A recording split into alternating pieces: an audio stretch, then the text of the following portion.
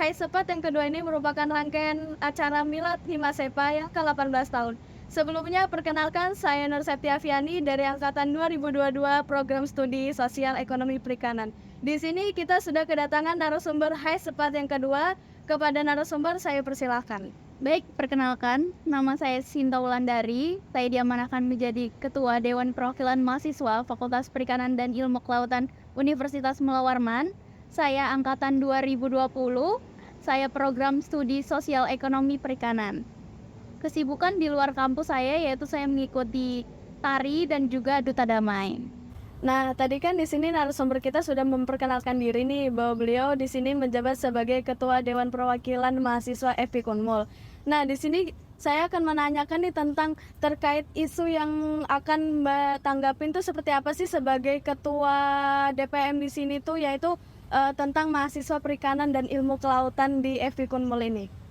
Baik, menurut saya mahasiswa FIK Unmul ini memiliki fashion yang beragam serta minat dan bakat yang sangat unik. Kemudian juga untuk teman-teman di FIK Unmul ini memiliki passionnya di bidang olahraga, seni, lalu juga ilmiah, dan lain sebagainya itu memiliki tupoksinya masing-masing. Jadi semisal teman-teman tidak memiliki keahlian di bidang seni, mungkin dia ada memiliki minat dan bakat di bidang olahraga dan lain sebagainya. Jadi untuk mahasiswa FIK sendiri pun saling mentoleransi, juga saling menghormati umat beragama dan juga memiliki tradisi dan juga kebudayaan masing-masing dan saling memperkenalkan, tidak memandang walaupun kita juga berbeda pulau serta juga tempat tinggal yang memiliki karakteristik yang berbeda, tetapi kita saling mendorong untuk kebudayaan Indonesia ini tetap ada dan lestari seperti itu.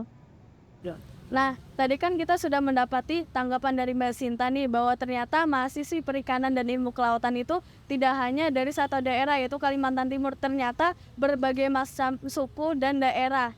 Nah, untuk pertanyaan kedua nih tentang sudut pandang Mbak itu gimana sih tentang mahasiswi kuliah pulang atau bisa dibilang untuk sekarang tuh mahasiswi kupu-kupu?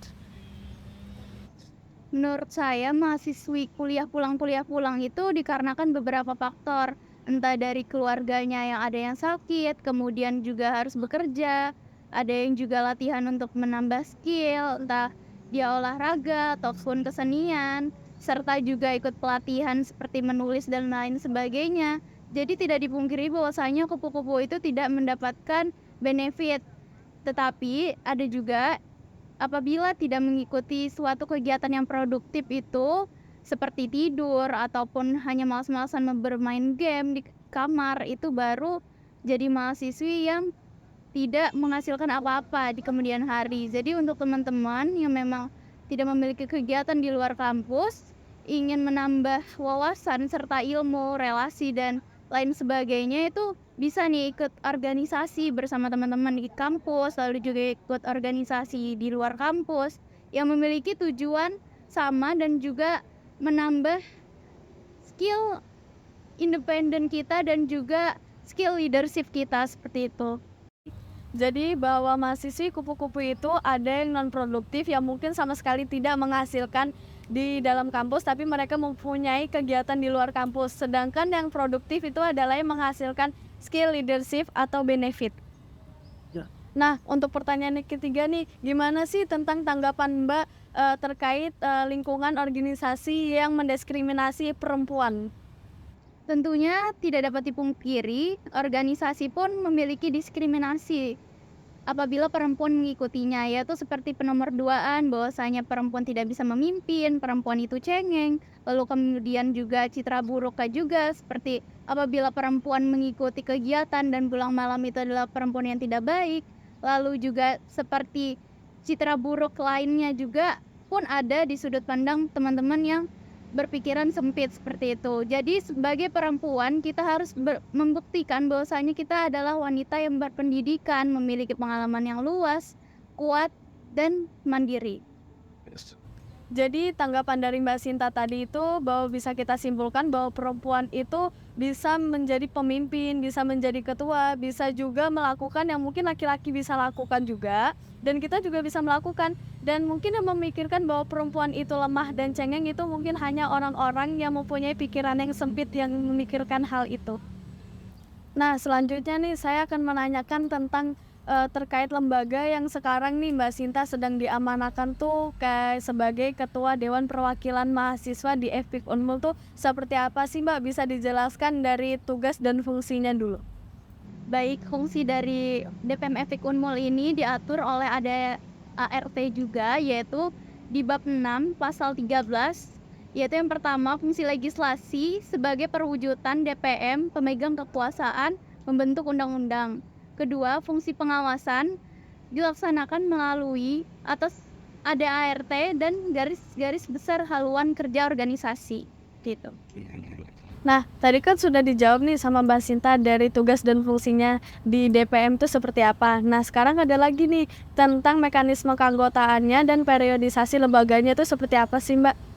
Baik, untuk mekanisme keanggotaan dan juga periodisasi lembaga itu juga diatur oleh ada ART KMFIK Unmul. Untuk mekanisme keanggotaan itu kami ada perekrutan staf dan juga delegasi dari HMJ dan UKM. Nah, untuk di pasal 17 bab 6 ada ART KMFIK Unmul itu bahwasanya staf memiliki hak bicara, sedangkan delegasi atau anggota itu memiliki hak bicara dan juga suara. Kemudian untuk periodisasi lembaga itu maksimal 1 tahun.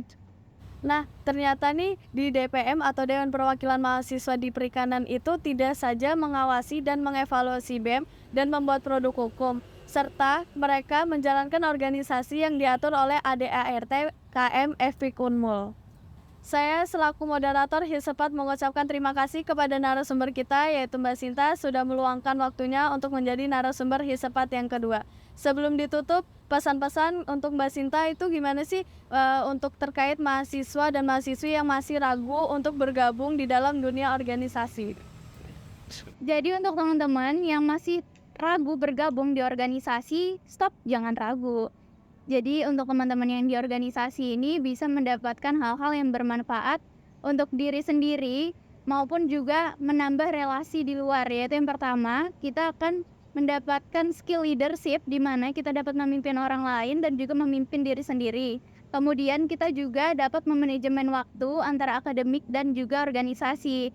Jadi kita diajarkan untuk membuat planning, organizing, actuating, dan juga controlling. Jadi untuk teman-teman yang pengen ambis itu akan tidak terganggu dikarenakan kita menerapkan dasar-dasar manajemen yang sudah diajarkan oleh organisasi.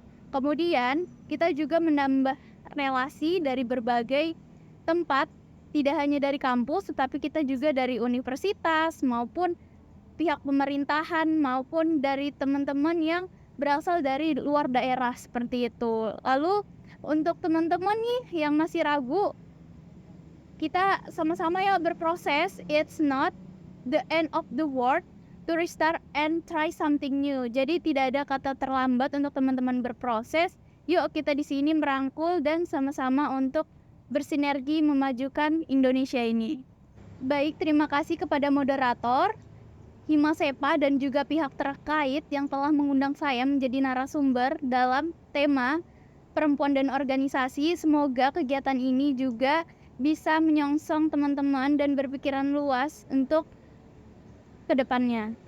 Dalam kutipan Ibu Raden Ajeng Kartini berkata bahwasanya perempuan adalah pembawa peradaban. Nah, baik, diskusi kita pada hari ini telah usai. Semoga bisa bermanfaat bagi teman-teman yang menyaksikan dan menonton. Dan sedikit ada kutipan dari Buya Hamka, yaitu orang yang berani berkata terus terang adalah orang yang mendidik jiwanya sendiri untuk merdeka. Hisepat yang kedua ini telah usai dan jangan lupa terus untuk memantau Hisepat yang selanjutnya yang hanya ada di channel YouTube Himasepa. Dan jangan lupa untuk teman-teman terus menyaksikan media sosial Himasepa yaitu YouTube, TikTok, dan Instagram. Dan untuk kepada Mbak Sinta nih sebagai Ketua DPM, ada nggak sih Mbak jargonnya? Ada, kalau saya bilang DPM FPIK Unmul, nanti kamu jawab Viva lagi Viva ya. Oke. Baik. 1, 2, 3, DPMF ikunmu. Viva Legislativa. Himas. Himas Eva, kerja ikhlas, kerja nyata.